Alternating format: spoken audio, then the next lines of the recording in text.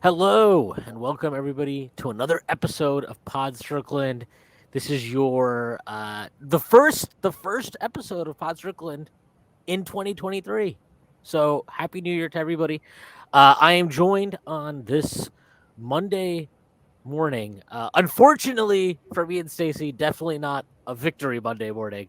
Uh, um, I'm joined by Stacy, my co-host. That is at StacyBat89. Stacy, how are you?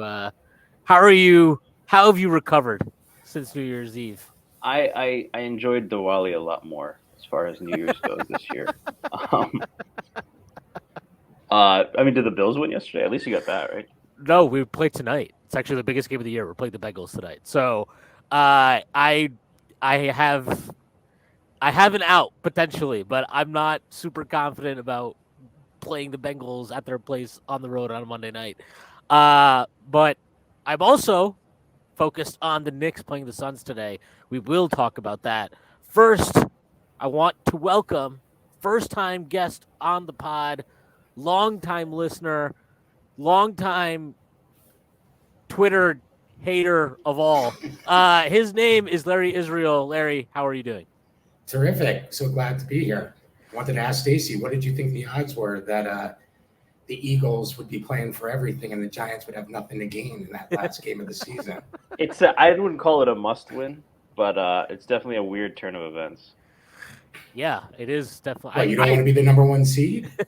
What? Well, Now I it's mean, cool it's if not they're a not. must win though. A must win is like they would miss the playoffs. Oh, okay. It definitely kind of sucks. And if Hurts gets hurt again, wow.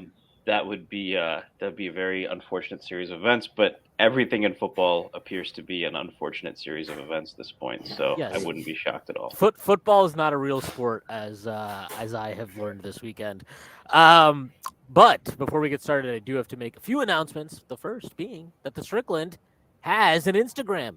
Please give us a follow. Check that out. That is at strick.land on Instagram. Please give us a follow again. We also have a YouTube where you may or may not be watching this podcast. If you are watching this podcast on YouTube, I would love and appreciate if you stopped everything you're doing right now, gave us a like, and subscribe to our channel. Help us get to 1,000. It would be a big help. We also have a Patreon, which has a number of tiers. We have a $6 tier that gets you access to Pod Strickland that I host every Friday with Prez. You also get access to the Strickland mailbag that is hosted every other week by Andrew Steele, aka Doug, aka the Doug Bag. We also have a Strickland Discord, which you get access to. That's where the conversation never stops. There are further tiers. There's a $9 tier that gets you access to Strickland Roll, my solo pod, where I rant and rave about the Knicks even more.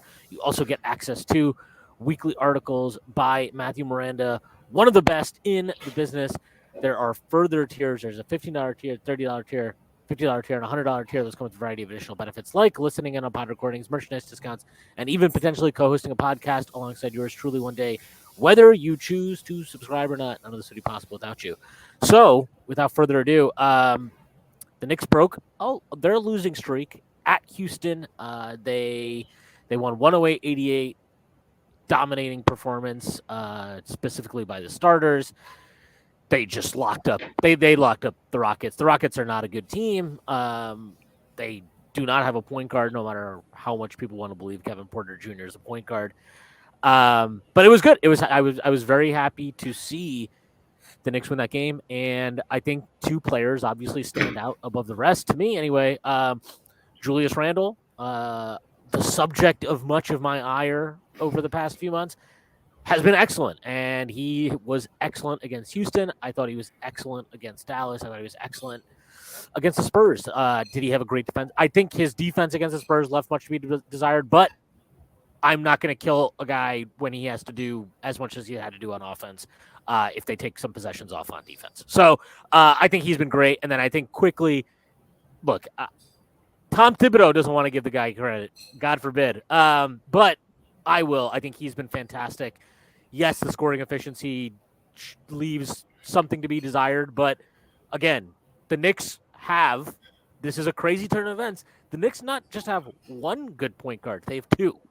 And Quickly is one of them, and I think fans should fucking appreciate that instead of bitching and moaning and crying. Oh, we didn't get Tyrese Halliburton. Oh, Quickly doesn't make enough shots. Like, shut up. Just fucking be happy that you have a really good player that you drafted 25th overall and a guy who is tremendously versatile. He's probably the most versatile player on the team. And he deserves a lot of credit for that, and he deserves a lot of credit for how he stepped up in the absence of Jalen Brunson, who to me has been the best player on the team throughout the season. But at the very minimum, he's the best or second best guy on the team. The fact that he's able to step up, and we should have gone. Let's be real, we should have won the Dallas game. You're talking about I think there's a totally different feeling about not just the team, but also how quickly is stepped up if they win that game. And him and Randall have been fantastic in this 3-game stretch. They're the only reason, or the primary reasons, I should say, that the team has been competitive in all these games and has had a chance to win all these games and actually did win the game in Houston. Yeah, I will be completely honest. I did not watch the Rockets game. Why? I think you can figure out why. Interesting side note. Well, all right, I don't want to keep talking about this, but I will say the Mavericks game, I believe the Mavericks play in Dallas. The Cowboys game against the Eagles last week, there were 2 fumbled handoffs. And that cost them a game. And then TCU is apparently in Fort Worth, Texas. So I got no love for that region. I think you pretty much hit the nail on the head. I think Randall's play has been a revelation. Watching some of the replays from Houston, it seems pretty common about this stretch. I think with Quickly, it's worth noting, yes, the efficiency is not where you'd like it to be, but you have to understand when they're losing RJ and Brunson, That's like 55 usage. Yeah, somebody's gonna have to take some. That happens to every team, by the way. Yeah. Right. And maybe this was a good way to kind of stretch him out, so that now when Brunson comes back, now when he can take more of a backseat, he'll be able to. It's sometimes you have to get out of your comfort zone to add something to your game. That having said that, I think all things considered, he's moved the ball well. I think the shooting is still coming, but I haven't hated the shot selection. Houston was a little bit of an uglier shooting line than San Antonio, but for the most part, I think he's taking good shots. And they've managed without 2 of their best players. I think Randall has a case. I still think Brunson is their engine. I would agree with you, but I mean, Randall just adds He's so been much awesome. to the offense. Yeah. And it's worth saying. And Larry, I'll kick it over to you because I know you've been a defender of Randall's, particularly when it comes to getting Shwin's ire. It's worth noting that Randall probably makes Brunson better too, by accentuating some of his, by his cuts with kind of his playmaking that takes the pressure off Brunson to make like the pass that becomes the assist. So Larry, I'd throw it over to you. Like, what are kind of your thoughts on this recent stretch? Randall in particular, you can definitely victory lap that because I know both me and Shwin were a little bit more pessimistic on him before. I think the fairest thing to be about Randall is to say that he's done what you guys said he couldn't do, which is change the way he plays. And I think that's the reason why he's been so much better. He's been going to the basket. He's been moving the ball. And there are some times in the fourth quarter where you get him in ISOs where he has dribbled it a bit too much. But he made some passes against Houston that were eye-opening. The cross-court pass to Grimes, when he gets caught in a double, now he has places to go with it. And I think that the team is more they're willing to move knowing that he will give it up, where it seemed like even in his best year, when he got the ball there, everyone sort of just stood where they were, knowing it was going up. And the parts of Randall's game that I've always believed the Knicks couldn't do without is he still gets doubled, whether Knicks fans think he is a good offensive player or not, but you have to draw double teams in the NBA to have a functional offense. And top 10, they're a top 10 offense. And that's because you have to help off of the 3 of them, RJ, Randall, and Brunson. Yeah, I mean, I think that's probably the best or the most I could reasonably praise Randall is to say exactly what you mentioned, that like, and I'll own this. Like, I didn't believe in his ability to adapt into, I don't want to say a lower usage role because that's not what's happening, but a different type of usage. Because I thought he'd gotten too used to being the man over the last 2-3 years. So to see the fact that he's been willing and able to adapt his usage to play off of Brunson, I think says a lot about. Look, I disagree with you that about his play last year. Like, I genuinely don't. Yes, there are reasons why he struggled, but I also think he created a lot of his own issues, and I don't put that entirely on Tibbs. I don't put that entirely on the supporting talent. I think he has to own that. And the reason I will say that is because, like, right now, this stretch they don't have Brunson, and unless you're like a mega Julius hater, I think you got to say the way he's playing, even in Brunson's absence and RJ's absence, is really different and encouraging from what he was doing last year. So like, and that's a compliment. Like, he deserves a lot of credit for that. I also like during this stretch, I know that like there are times he shows his emotions in directing his teammates very passionately, let's say. But like, but I actually like that. Yeah, right. I actually like that in this stretch, because I don't.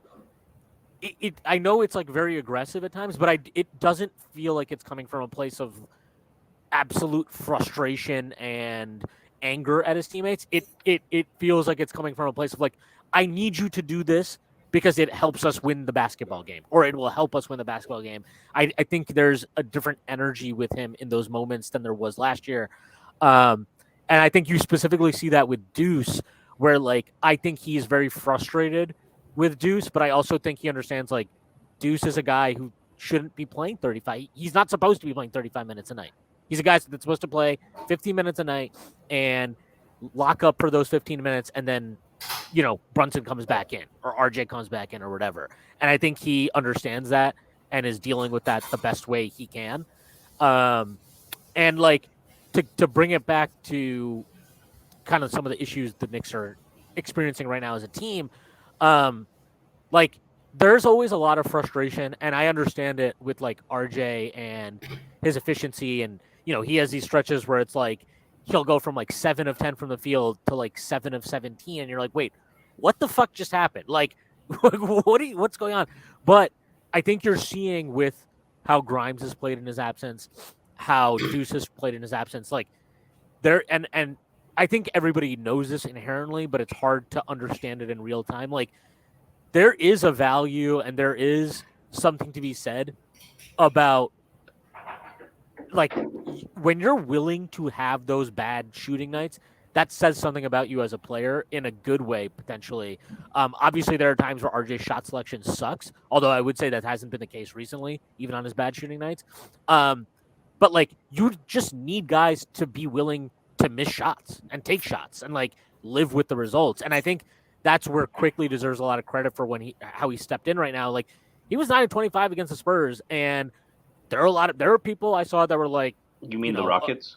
Sorry, against the Rockets. There are people that I saw that were criticizing his shot selection. You know, oh, he's not getting teammates involved, blah blah blah.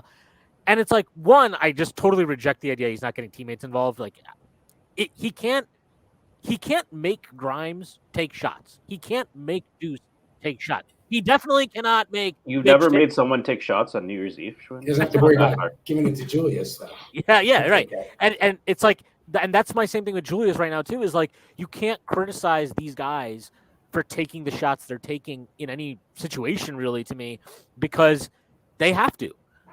There's nobody else that's creating offense on this team other than Derrick Rose, who probably should not be playing minutes and won't be playing minutes. Hopefully, hopefully very soon will not be playing minutes. But like, I just think, you know, you got to live with 9 for 25 from the field, because one, I think Quickly is. I love Grimes. I think Grimes is a really, really good defender. I don't believe that he's a better defender right now than Emmanuel Quickly. One-on-one isolation stuff, sure, but that's not the entirety of NBA defense. There's a lot more to it, and I think Quickly is super. Like, all the numbers bear it out, right? He's been arguably the Knicks' best defender all season, and definitely their best defender aside from Mitch, in my opinion. So, like, I think that's one thing he's giving you that, like, I think we all love Brunson, but it's fair to say Brunson's obviously not giving you that on defense. And then on top of that, like, this is a guy who I've talked about this with Stacy. Me and Stacy have disagreed on this actually, but like, I think he has not been empowered when Brunson and RJ are both healthy, along with Randall, to be a shot creator, to be really empowered to run the offense. And I think the fact that obviously with both them out, he gets a lot more leeway. The fact that he's been able to come in and do the job that he's been able to do, kind of like without really having the reps prior to the stretch, like it's really a credit to him. And I thought Julius's comments after they lost to the Spurs, he said something along the lines of like, he basically was appreciative of the fact that Quickly is taking a lot of shots, that he is stepping up in the absence of a Brunson and an RJ. And, you know, to praise Randall again, like, I think Randall has shown a lot better and really like downright good leadership this year. Whereas last year I thought he failed entirely in that capacity. I think he's been a really good example this year, at least in terms of what he's saying publicly and how he's responded to questions when asked by the media. I think he's shown a lot more willingness to take ownership of failures. I thought it was really cool when he took the blame after they lost to Chicago, because I didn't think that was on him at all. And I think it was really big of him to kind of like bite the bullet really for what was Brunson failing at the end of the game and Grimes failing at the end of the game. I think he deserves a lot of credit for that. And I just think that comment he made about Quickly after the Spurs game is in the same vein, where it's like he's showing leadership by praising a guy who's coming in. And is he doing a perfect job? No, absolutely not. But like, he is doing a job that is difficult and it's not easy and there's pressure and blah, blah, blah. But he's doing it to the best of his abilities, and I think he's doing a good job. And I think Julius is genuinely appreciative of that, because he also knows that, like, you know, look, Grimes is a second-year player, Deuce is a second-year player. It's hard for them to just be like, yeah, I'm going to take 15, 20 shots, and I don't care how many go in. I'm just going to keep pulling the trigger. Like, it's hard to have that mentality. And Quickly has shown that he does have that mentality, for better or worse. So I just think both of those guys, Julius and Quickly, and I know we've talked about them for a long time here, but like, they just both deserve a lot of credit. And I think fans in general, myself included, just should be appreciative of what they're giving us right now. I think that, you know, one thing you should look at with Quickly's shots is how many of those shots that he missed were balls that he got handed with 3 seconds left on the shot clock, or 4 seconds left on the shot clock, where there's no choice but for him to shoot it. There's at least 3 or 4 in the Houston game, and I would say maybe even more than that, where Deuce kicked the ball back to him, or even Randall gave him, I know, a few short hands in there. Maybe that's why he was so appreciative of it. Randall trying to set something up, 4 seconds left, kicks it to Quickly. It's going to be a bad shot. You know what I mean? He made a couple of them. I think I couldn't agree with you more about Quickly's defense. I think it is incredibly underappreciated, his team defense, how many times he doesn't allow a pass. Maybe there's no deflection or whatever, but just his movements. I love the way he's playing. And I think, you know, when these guys get healthy, I think his role has to be increased. Yeah, he's got to be like, I'm sorry, like, I think he's got to play at minimum, to me, 25 minutes a night. And one of the most frustrating things for me this entire year, but also going back to last season, is like, okay, look, you can sit there and we can argue, okay, they should have drafted Halliburton instead of Obi. Okay, like, Desmond Bane is better than Emmanuel Quickly. Fine. Like, if you want to have those things, that's fine. But at the end of the day, the Knicks hit a fucking home run with the 25th pick in the draft. They hit an absolute home run. And I am not sure, I mean, I'm not sure at all, I'm not convinced at all, that they even understand what they have in him. And at times it feels like they're not interested in really even finding out. But, like, they hit a home run with this kid. And they have to give him more opportunities. And like, I'm fine with like even as a massive IQ fan, believer, whatever. Like, I'm not upset that they signed Jalen Brunson. Jalen Brunson's a damn good player, and he's been awesome for the Knicks, and they got him on a good contract. Like, he's been great, and he adds value in the sense of like the Knicks. I think going back the last 2 years have basically been the worst team in the league in terms of 2-point percentage. Brunson's a massive boost there. He's one of the best 2-point shot makers in the league, especially for a smaller guard. So I have no problem with them signing Brunson, but like the way that Tibbs has run the rotation and the way he presents the lineup and the substitution patterns and the rotations, like the way he chooses to deploy and these things, like he's almost gaslit the fan base into viewing Brunson and Quickly as a binary, like one or the other. But like the actual data is saying, hey, you know what? Yeah, of course they can play without, like they both can thrive when the other is off the floor, but they also play really well together. And the Knicks have that ability. They should be more willing to use that ability to close games with them together. That's why I was so pissed after that Chicago game, because like again, I think Grimes is awesome, and I think Grimes, he will close most games, and I'm totally fine with that. But like he is not at the level yet as a player where like when he's having a bad game, it's fine to play Quickly over him to close a game. He's not like, he's not fucking like Kobe Bryant or something. It's okay if Quentin Grimes doesn't close a singular basketball game. And we've seen Tibbs do that with RJ. So Grimes shouldn't be any different. That's what pissed me off about the Chicago game so much, because Quickly had it going that game. He was coming off of what was an absolute heater against Toronto before that, and a game against Golden State where he went off. He was cooking again. I think he had 15 3-3 in 21 minutes in that game. He was just better than Grimes in that game. That's not like a criticism of Grimes. It's just the reality of what was going on. And I will push back on one thing here.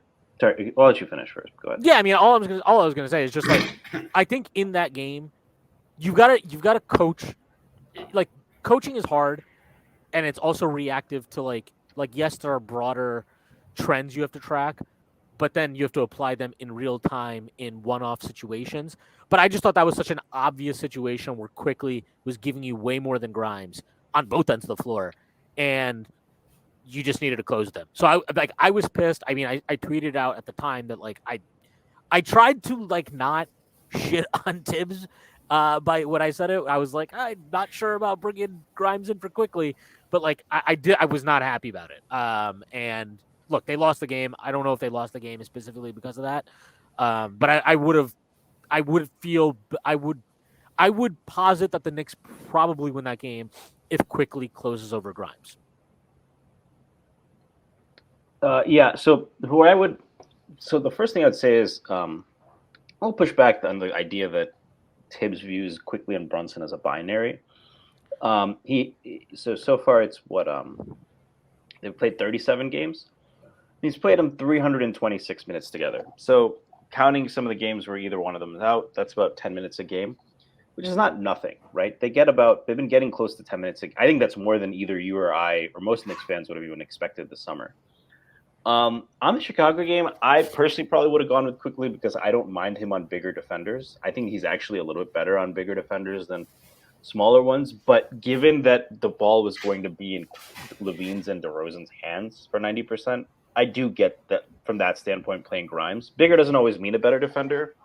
But I also think they're close enough, especially on ball. And you knew that Chicago was going to play very much an ISO style late. Of Tibbs' decisions this year, like I probably have less of an issue with that. But I do agree that Quickly should be playing 25 minutes a night. I think once everyone's back, he will. So yeah, but curious to your thoughts on that, Larry. Do you agree with Shwin on the end of the game Chicago stuff? I was at that game 100%, and I actually tweeted with Shwin about it, noting that he had tweeted it in real time, not like afterwards, which is easy to do, to sort of go back into things and say after the fact what should have been. But the one thing I'd say is, tell me the situation this year where IQ got switched onto someone bigger and you felt like, oh my God, he's mismatched. he guards bigger very well, and I think he did as good a job on DeRozan as Grimes did anyway. And for whatever reason, those guys both want to dribble before they shoot. And if a guy's going to put the ball on the deck, Quickly is as good a defender as there is in the league. I think when guys are going to try to, catch and shoot over the top of him, maybe he's not going to bother, Kevin Durant or something like that. But if a guy wants to, penetrate or make a dribble move, Quickly is a great defender. I'm as much on the Quickly train as Shwin is for sure. And like I said, I think it should be a 3-guard rotation, and they need someone bigger to play the deuce minutes. I feel like, yes, you want someone who's a defender, someone who does what Deuce does, but I think he's got to be bigger and give you something where you can't be playing 4-on-5 on offense. Yeah, and I just want to mention this. Like, I know that Quickly and Brunson have played a bunch of minutes together. I don't think that's been the case recently. If you go to December 15th, okay, they've played 6 games where both of those guys have been available. They have played a total of 37 minutes together. And a lot of that was forced because Quickly started the Raptors game. So if you took out that Raptors game, that would be way less. I think Tibbs was playing them a lot together earlier in the season, and I think we all talked about it. We talked about it. We gave him credit for that. But I hated some of the stuff. He was leaning back into very annoying Tibbsy habits at the end of the win streak. By the end of the win streak, he was doing a lot of annoying Tibbsy stuff, and that's why that Chicago game pissed me off so much, because it was very much annoying Tibbsy stuff. You look at the minutes in that game, and they were just so heavy on the starters. Again, Quickly only played 21 minutes, which was stupid because he was really rolling in that game. And then on top of that, you had the end game decision making, the way. Look, me and Larry have argued this, and I think Larry misinterpreted what I said as a criticism of Randall, but it's not a criticism of Randall to me at this point. It's a criticism of Tibbs, because Tibbs at the end of games, he's just okay, I trust player X, so I'm just there. They just get the ball. That's it. They get the ball. It's a standstill, stagnant, ISO, post up, whatever the fuck it is, and it's time for them to cook, right? That's all it is. And he did that at the end of that Chicago game. RJ actually, it's so infuriating we lost that game, because that should be a game that I go back and watch on YouTube the highlights of 75 times, because that was RJ was awesome. I know that he scored 46 against Miami last year. I thought this performance was just way better for a variety of reasons. He was great in that game. And he did enough to win the game, but it doesn't mean that the process of choosing to use him in the way that we did in the fourth quarter was good. And I didn't think it was good. And I thought, towards the end of that winning streak, and then obviously into the losing streak, Tibbs has leaned back into you see this, and to bring it back to the Quickly Brunson Fat Joe thing. lean back, fat teams Tibbs lean back. Yeah. But that, he has gone back to some of the very annoying things that he's been doing with Quickly and with a lot of these bench guys, where it's look, I understand Deuce is struggling. I understand you have Obi is out, so you're kind of having to find shit to make stick at the backup 4 minutes. I don't know what to take away from a version of the team when you're just well, I'm gonna play Quickly a point guard only with Sims and Hartenstein at the 4 and 5, and then also I'm sorry, you watch how Quickly plays point guard right now when Brunson and RJ are out versus when Brunson and RJ are available and Tibbs staggers RJ in with that backup unit. It's not he takes a very, very back supporting role to RJ in those minutes, and I don't think that's just him being timid. I think that's very obviously a coaching decision. That is how Tibbs is choosing to deploy and use that lineup together. And I think that's a mistake, because again, I think Quickly is just capable of so much more. And even despite his scoring inefficiencies and whatever, he's a flat out better passer than RJ is. He's probably the best drive and kick player we have on the team. And he opens up opportunities that just aren't there otherwise. And like, I just think, Tibbs, I hope that this stretch without RJ and Brunson actually opens his eyes to the fact that look, quickly, what he did at the end of last season was not a fluke. And he's capable of just being able to do more than maybe you're even putting on his plate. And we should want him to do more, because you know what? It doesn't just benefit him, in terms of like as a player, his progression and all that but it will benefit these other guys. Like the load that Randall, Brunson, and RJ were carrying, to me, was like out of whack. It was not a sustainable thing over the long haul, and it's probably not the way you're going to maximize the potential of this current roster. So I hope he continues to get those opportunities and higher usage even when these guys are back. And I do think Brunson's going to be back today. At least that's what my interpretation of the Knicks being favored is telling me. Yeah, I think that you touched on an interesting point, and I don't know that just quickly getting more opportunities is going to help this. I think what I see in a lot of games is when a player, it could be Randall, it could be RJ, it could be Brunson. For a moment, it was Grimes when he had that big 27-point game. 30. I think he had 33. Game. Yeah, 33. When he had a 33-point game in the fourth, you saw they kept force feeding him, off that, not pistol, but like the side screen, right? Yep. And that was almost like, it seemed like you're hot, we're feeding the hot hand. But look at how he's getting his points. That's the most extreme thing. But you see it we have complained a lot about Randall more last year than this year. But in the fourth quarter, right, Tibbs just seems to say, you're having a good night, let's have you isolate. And that ignores like the fact that Randall gets 35-40, but it's a lot of it is getting the ball in motion. When he does post up, it's usually below the free throw line, right, where he's really unguardable there, as opposed to if he has to start his post up at 20 feet. There's very few people that are successful like that consistently, except if you're Kawhi Leonard or something. And then the same thing with RJ, right? RJ is, that applies, and it's like I think Randall is better at making chicken salad out of chicken shit than RJ.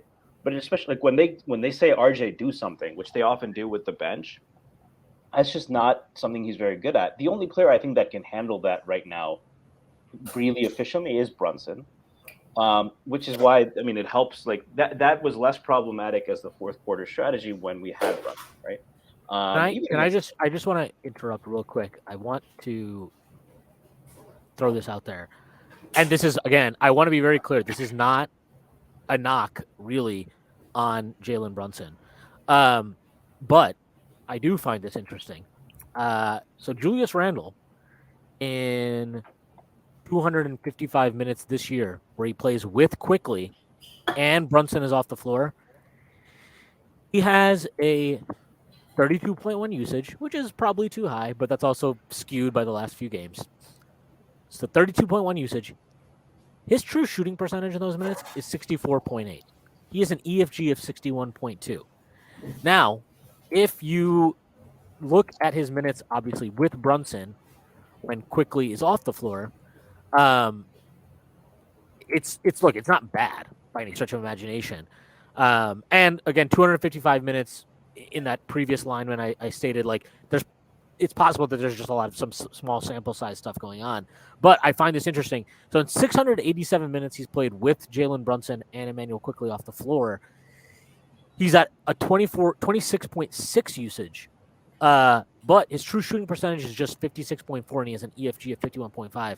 I do think the way, like, you watch Quickly run pick and rolls and what he does when he gets in the paint, he pairs really well with Julius as a pop option. He finds him on the perimeter a lot for good catch and shoot looks. He started doing this one very recently that I love. But like when he gets a hot potato with like 6-7 seconds left, what he'll do is he'll call for a screen and pretend like he's about to use it. And what you'll see is Randall's man cheats off of him a step because he's got to tag down the roller.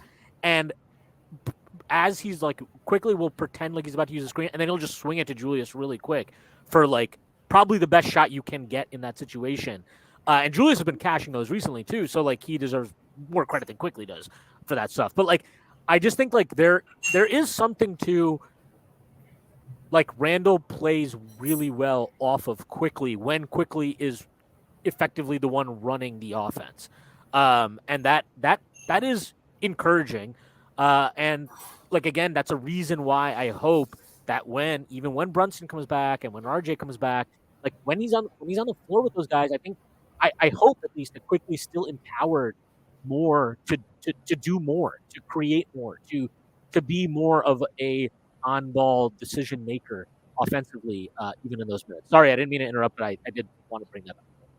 Yeah, that's actually would be kind of counter to what I think. So my larger point is that when we're getting offense with motion, and one guy is really hot, keep feeding him the ball in those situations. Now in the fourth, that can go away, but then you don't necessarily assume that if Grimes has a hot hand or RJ or Randall that they're necessarily the best ISO option, right?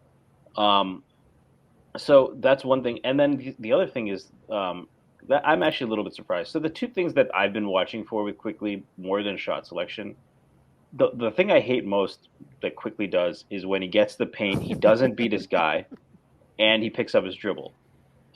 That's very infuriating because that's what actually kills possessions. Not when people say, "Oh, he's over dribbling." No, he's usually like when he over dribbles, or what people call that. It's usually he gets a switch on a big, and he decides he's going to attack it, so he pulls it out. Could he be a little bit quicker about it? Those kind of things, sure, but those usually don't kill possessions. In fact, often he's able to beat the big for a switch, and when he does it, it's usually because it's like, yeah, Nick Claxton isn't really that dude to do that to. But if it's like Jakob Poeltl or something, it usually works out. So the thing that really hurts is when he picks up his dribble, because when that happens, he has to just like throw like a pass out to like the logo almost to RJ or Randall or someone, and then like there's 7 seconds left on the shot clock. That's one thing. And then the other thing that I do get a little bit annoyed is when he does run pick and rolls with Randall and it just turns into a very telegraphed post up. I wish, and that feels like it happens more with him than Brunson. So it's interesting to me that you note that, in reality, he actually, they are pretty efficient together. And maybe I'm underrating the value of those post ups. I don't know. I would so love to see a spin off of that because they do it so much now that teams, effectively are prepared for what's happening there. You can watch the defense adjust. They know Julius is about to get the ball in a mismatch, and they have a scheme for what's going to happen there. It's not like they're like, oh my God, what's happening? Julius has a mismatch. But it would be so great if there was some wrinkle off of where you could take advantage of the fact that the other team is so playoff at self. You can self scout there, right? Yeah. And I'll let you finish, Larry. But the only thing I'll add is like on top. What I wanted to say is like what I've been watching for is Quickly picking up his dribble. That has really died a lot. I don't think I've seen too many instances of that of the last few. He's doing the Nash a lot, right? That's that's like what dribble alive and just being patient. Yeah. Over the last, and I've seen like, so I recently discovered that like Knicks Reddit has very, very different viewpoints from Knicks Twitter on a lot of things. But like, so on Knicks Reddit, like Quickly is not a good point guard and he over dribbles and like, look, does he have possessions where he over dribbles? Of course, yeah, he does. You know what? Like, guess what? So does if you want to, and so does fucking Jalen Brunson. Jalen Brunson has like 5 possessions a game. I promise you. And again, I'm not even you really criticizing him, but he has like 5 possessions a game where he just dribble, no pass, takes his own shot. And like, guess what? Like the thing with Quickly is he's a developing player. You want to develop players? Guess what? You're gonna have to watch them do stupid fucking bullshit sometimes. And then the goal or the hope is that after they do the stupid fucking bullshit enough times, they learn from it and get that out of their game. And like that's what developing players is.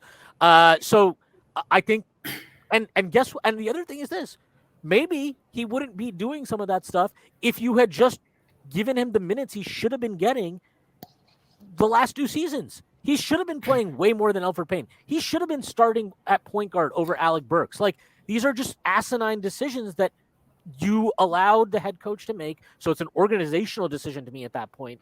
And look, they haven't irretrievably fucked up Quickly's progression or development or anything. But like, I do think he would be further along as a point guard if they had given him those reps earlier. So when he's fucking up on some of these point guard reps, point guard situations, getting guys involved and shit, like, I'm fine with that because one, again, as we've talked about, like, look, it's not at some point, it's not a coincidence that like the team consistently magically performs well when he's on the floor over the course of 3 years. So like, even amid his bullshit stretches offensively and bad decision making at times and blah, I'm always going to be okay with that because the guy finds a way to help you win his minutes and ultimately win basketball games. So I think fans need to maybe like just relax. Like, and I feel this way about Grimes. I feel this way about Quickly. I feel this way about Obi when he's healthy. And we will talk about Obi, Larry's favorite player. But like you have to let these guys fail and like struggle and go through shit. And that's why I was critical of Tibbs for leaving or putting Grimes back in over Quickly in that Chicago game. But and I look, this was not his thinking. So the people that want to like pretend that, shut up. But like, there is value in Grimes having that experience and failing. Like, there is a value to that in his long-term progression as a player. You hope he learns from those moments, those minutes. And he's talked about this after games, like he talked about after the Dallas game, where he was just like, dude, Luka is, I don't know, like I don't really know what I'm supposed to do with this guy. But like so it's okay for these guys to have minutes and fail. Because that's the only way you grow as a player. And like RJ's had those opportunities, and I'm happy he's had those opportunities over his time in New York. But like, we need to give these other young guys that same leeway, that opportunity, even while we're trying to win basketball games.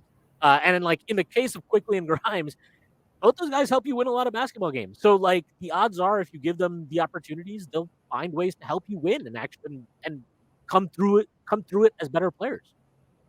One thing I'd point out about when Quickly over dribbles, how many of those turn into turnovers? Mm-hmm. Almost none. And they still end up, even in those possessions, they get a reasonable shot. And the Knicks, often their best offense is a decent shot that stays around the rim that Robinson can, either put back or turn into another possession. So often, if Randall has, his biggest flaw clearly is in those same situations, they turn into live ball turnovers. And that's why I think so many Knicks fans end up with these negative perceptions of him, is a live ball turnover turns into a basket. Quickly doesn't do that. And he, even in those possessions, I would go back and look at the shots you end up with. They get to the rim. And if you don't turn the ball over in the NBA, you're going to win more games than you lose. And with this team in particular, if you put the ball on the rim and it's a short rebound, it's a 50-50 ball at that point, with the way they're rebounding, particularly on the offensive glass. Julius's offensive rebounding has been much, much better this year too. Mm-hmm. And he's taken advantage of how much attention Mitch gets. I watch how teams box out against Mitch. They've got him like bracketed sometimes by three guys. It's crazy how much. And Randall is able often to swoop in there. He's had more, put back layups and dunks, I think, so far this season than he might have had in the last 2 years.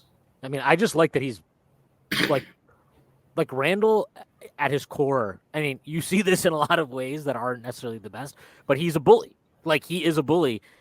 But I'm happy to see him leaning into that, like, very much on the offensive glass. Defensive rebounding with him is always an adventure. But like the offensive glass, you're right. Like, he's been a force this year, and not just, getting the rebounds and finishing, but like, there's also a lot of times he draws fouls, and like, he's getting the line a lot, and not even just getting the line, but like, also you help your team get in the penalty. Like, he's been definitely a force. And you're right. Like, Mitch, like, I think it was that third time we played Chicago. If you go back and you listen to what Billy Donovan said after the first and second games in Chicago, he couldn't shut up about like how much of a problem Mitch was for them in the offensive glass. And then you go look at the third game, the final one they played in New York, like, they made it was very obvious that it was a point of emphasis that like 2, 3 guys even, not just Vooch, but like another guy, maybe 2 guys come over as soon as a shot goes up and get a body on Mitch. San Antonio had that too. 3 yeah. guys. I was watching because I was like, Mitch is doing nothing. And you watch, and then you say, like, well, Pirtle's in front of him, and you got a guard to his left and a guard above him. It was like he wasn't even jumping some of the time because it was just like, what could I possibly do here? Yeah. Stacy, thoughts? No, I agree. I also think that with Randall, there's a lot less out of control play. So you said he's bullying, but there's been a lot. I mean, I don't have the data on this, but I would imagine he's called for way fewer offensive fouls this year. $1 million less. I can pull it up right now. Because like I think that it's very controlled bullying, right? He gets you. He's doing his work to get lower in the post up, as I mentioned before. And he's not just swinging his elbows. He's not using that spin move. And he's also not trying too much of the between the leg stuff, whatever. It's normal fundamental post up. And it's in the thing with the post up is even if you face a stronger player, if you're quick enough, if you face a player who's able to wall up, if you know how to spin or if you know how to beat, you can say you can put all your strength into stopping me, but then you have no leverage in order to defend me going around you, right? And vice versa, right? So he's just been a much more controlled and methodical player. This is actually pretty funny. Using a basketball reference, but he's actually last year, just for point of comparison, 72 games played, 2,554 minutes.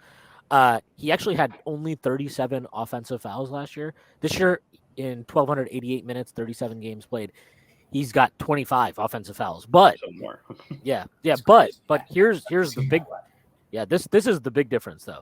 Last year, again, 2,554 minutes played, he had 111 turnovers via a bad pass, and he had 74 lost ball turnovers, which I think means dribbled out of bounds or passed out of bounds or whatever. Or got stripped. Yeah. This year, in 1,288 minutes, he only has 27 turnovers by a bad pass and 32 lost ball. So I think anecdotally, you're right. Like there are way less negative plays with him when he has the ball than there were last year or even the year before when he was also. I mean, he was all NBA. Obviously, he was great that year. The biggest thing about that all NBA season, I think, was how many of those fadeaway, like 1-footed 17-footers he made. And then last year he took them again and he missed them like at an incredible rate. This year he's taking them, but they're from 8 feet, 10 feet, 12 feet, and he's making them at a really high rate again because he's taking them from so much closer. And you feel like they're going in every time he takes them versus last year where you took them and you were already pulling your hair when he let it go. Yeah, and I mean the shot distribution change. That is, people are like, well, is 2020, 21 Randall back? It is freakish how close the numbers are. He's actually averaging, according to Basketball Reference, 24.1 points this year, which is dead on. He also averaged 24.1 points in 2020-21. But he's actually more efficient this year. 59% true shooting, which is by far higher than any point in New York. The last time he was that efficient was his last year in New Orleans. And, if you look at just the distribution, right, he's taking a quarter of his shots within 3 feet of the hoop, which is not as high as it was in New Orleans or even his first year in New York. But it's higher than 2020-21. And he's taking 43% of his shots from 3, which he's only shooting 35%, but that's still a 35% shot from 3 is still better than, a mid-range shot unless you're hitting it at a very high level. And when he does shoot the mid-range, he's shooting, you mentioned he's taking those from 8 feet. But he's shooting 52% from 3 to 10 feet. That's pretty damn good. That's like Jalen Brunson numbers, I believe. And 46% from 10 to 16. And he's not shooting well from 16 to 3 to 3, but that's 5% of his shots between 16 and 3 point, like the Kevin Durant range. And what was that in 2021? In 2020, in his good year, it was 17%. Right. Right. So the numbers in what? And he was making them. Yeah, he made those at 41%, right? So he was shooting them better, but like but that's still not like I would still take a 30. shot. Yeah, it's still not a great shot. And now he's taking his numbers. His numbers in terms of frequency are down across the mid range, but the efficiency is up except that range, and that's only 5%. But he's shooting way better between 3 and 10 and 10 and 16 feet, and I think that is sustainable because those are not outlier numbers. It's just way better shots. And then the last thing I'll mention is I believe more of his shots are assisted this year. Yeah, they are. So he's 42.6% of his 2-pointers are assisted, and 83.5% of his threes are assisted. If you look at the last 2 years, in 2020, 2021, 34.2% of his twos and 79.4% of his threes were assisted. Last year, 36.2% of his twos and 80% of his threes were assisted. So, and also I'll add last thing I'll add is he's taking 17% of his threes from the corner. And he's only shooting 31% on those, even though he's career at 36. So we can expect maybe his 3-point percentage to go up even a little bit. So, and he's taking more threes than he ever has, and 35% on 10 3-pointers a game is, that's like 50% from 2. So that's going to make him way more efficient. Yeah, I mean I think, and this is probably this is what actually really is frustrating for me. Like, I've been really, really critical of Tibbs, and I stand by it because, like you mentioned this earlier in the pod, and I think this bears repeating. The Knicks are a top 10 offense, and they are a top 10 defense. They're one game over 500. Like, at some point, do you have their expected wins at all, Andy, yeah, I can. I think they're 2 behind the pace. Okay, I'll pull it up right now. But like, it was just so bad at the beginning of the year too. Yeah. Though, that some of that is hard, to factor in how bad they were really. Yeah, I mean it's and RJ going from being maybe the worst player for winning in those first 10, 12 games to now being, I think, a major contributor to everything positive that's happening here. And his defense has gotten better too. Yeah, way better. His defense was so bad in those early games. I was just like, what is happening? Yeah, he was not moving. He just was in molasses. He looked hurt to me. I mean, he had that wrap on his thigh. Yep. He looked, and he looked so slow. I was just like, he's 23. What's going on? Yeah, no, it was definitely concerning. The Knicks' expected win-loss right now is 21-16. They're 19-18, so they're 2 behind the pace. Yeah, I just think figure which 2 games those are. Yeah, right. But like, I just think, there's always like when last year, right? Well, we couldn't judge Tibbs because he didn't have a true point guard and blah blah blah blah blah. Okay, fine. They got him a true point guard, and then people shifted it to, well, he doesn't have a superstar. The front office let him down because they didn't get Donovan Mitchell, and it's like at what point, like, look at the output. Like, is the front office perfect? Absolutely not. No shot. Like, look at some of the depth guys they're giving minutes again now, how they performed. Like, obviously they fucked up, like Rose is giving them nothing. Fournier has rightfully been dropped from the rotation. The whole Cam Reddish thing is its own bizarre subplot. Like, they have made no doubt about it. They have fucked up on several occasions. Hartenstein, we have to talk about him. I am so fucking over this guy. But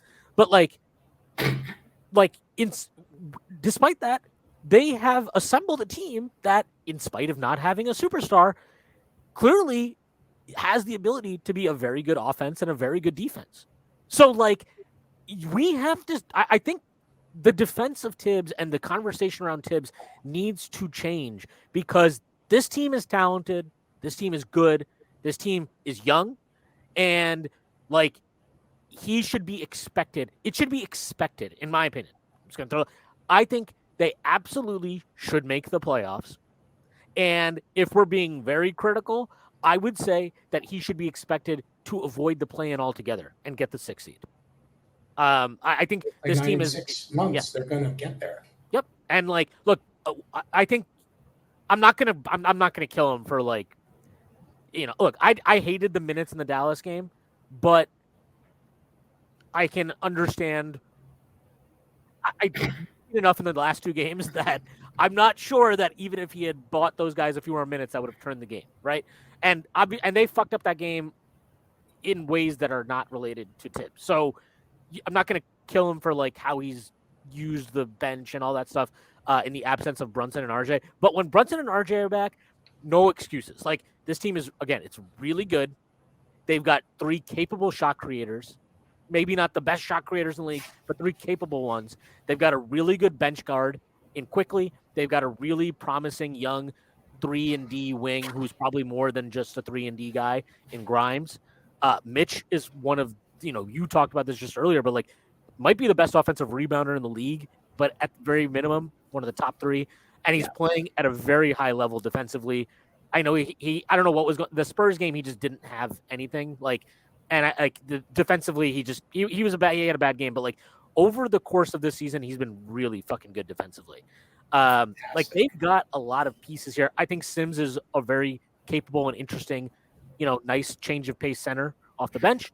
And look, when Obi comes back, we'll see. But like, I think Obi is capable of doing more than what the Knicks have had him doing. But like, there's talent on this team, and there's talent to win a lot of basketball games, and they should win a lot of basketball games. And if they don't, I do think that is an indictment of the coach. And I guess ultimately, in some way, that is an indictment of the front office too. If they stick with a coach who might, or if he underperforms moving forward. So I'm excited for us to get healthy, but I'm also very interested to see if Tibbs can get the results that I think he should be getting. Tibbs is the girl with the curl, right? When he's good, he's very, very good. And when he's bad, he's horrid. The 2 things that fascinate me about him is like he made that decision on like 8 minutes. Obi and Randall can't play together. But now how long have we watched Hartenstein and Sims together? And there's no reevaluation of maybe Cam could play a few of these minutes, and it might be more valuable to try Sims and Cam instead of Hartenstein and Cam. Or I don't know, a million other permutations. Because throw Svi out there. Throw Svi out there. There are a lot of choices. There are a lot of choices. There are a lot of NBA players on that are sitting on the bench. And the other thing that's fascinating to me about Tibbs that I don't think, I sat in the Chicago game. I got some really amazing seats and sat down very low and was able to see Donovan. Billy Donovan called maybe 5 plays that game. Oh, God. Tibbs calls a play every set. He calls the offense every set. So when we want to criticize Julius for demanding the ball, they're running the play. Everyone knows what's happening. It's not because Julius, even though he is so demonstrative, I think it draws a lot of attention to it. And he could be a little more like, as we were saying, hide it a little bit more rather than like just kind of mosey on down. I got Caruso. That's the matchup we want. Is it? I don't know. But yeah, those 2 things about Tibbs fascinate me. The way he says he can make a snap decision, right? These guys are out of the lineup for good, but how did they get out of the lineup? Cam had some really good games early on, I thought, and really like I don't understand why some coaches can do things like the way DeSumo gets used. One game he plays 8 minutes, the next game he plays 25. Then maybe he doesn't play for 3 games. I don't remember who I was reading that about, but there's a bunch of players on teams who get used actually situationally. Tyronn Lue does it all the time. Yeah, I don't understand how you call it situational, but then in the situations where like we're going to play the Bucks in a couple of days, like the Knicks don't really have in their starting lineup, unless you're going to put Julius on them, someone who can guard Giannis. That would be a game to use a situational player. This is the situation we have them for. But I just don't get that about it. I mean, do you not buy? Because I know Shwin doesn't. Do you not buy the idea that the Cam benching is more front office related, or there's some agreement that kind of supersedes? I don't see how any agent could say, "Don't play my guy." That's gonna help us get him moved.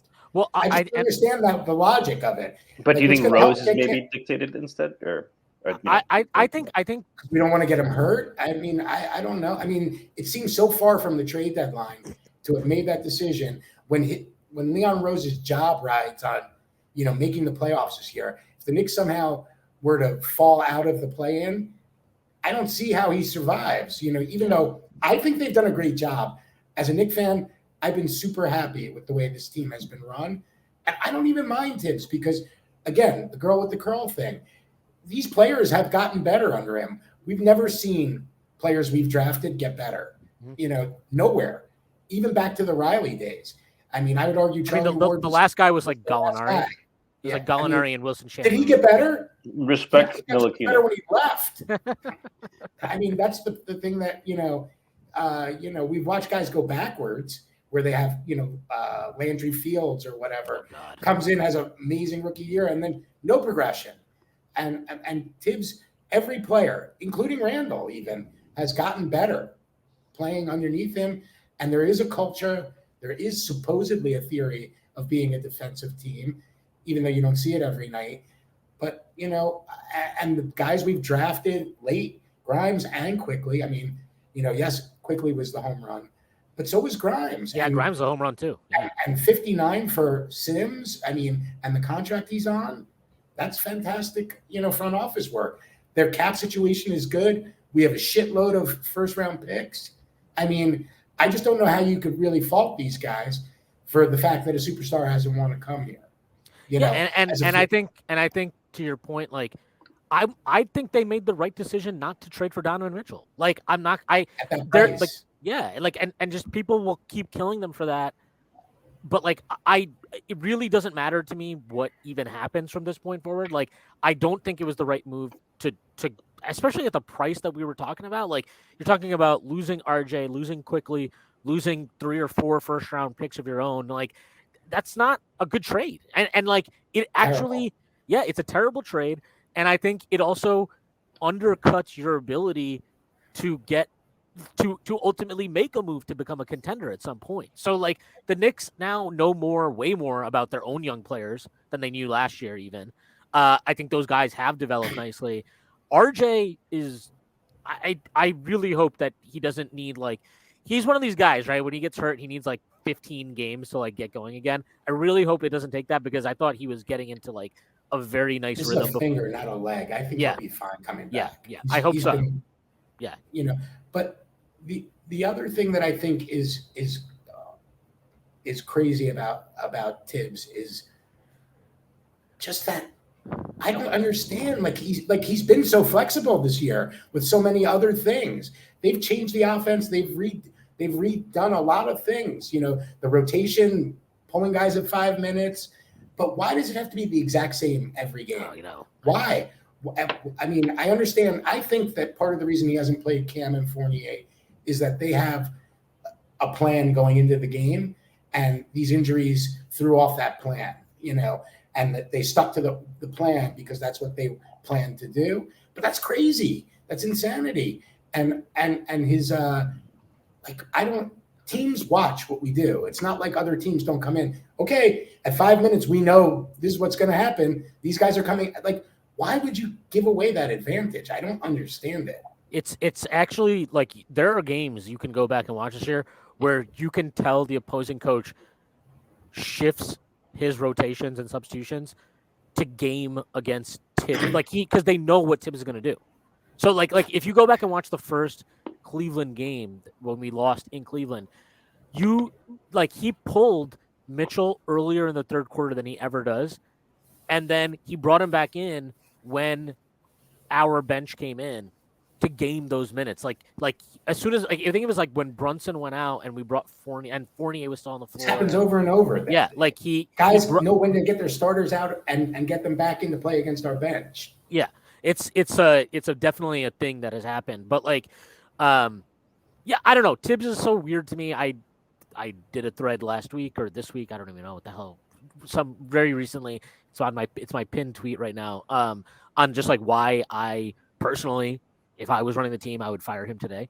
I would have fired him last year, but I would have fired him today and move on. But you're right that I just to be clear though, I'm not gonna spend much time demanding Tibbs be fired anymore because it's just a pointless discussion. I don't have the energy for it, and have made my feelings known, and they are what they are. But like he's not.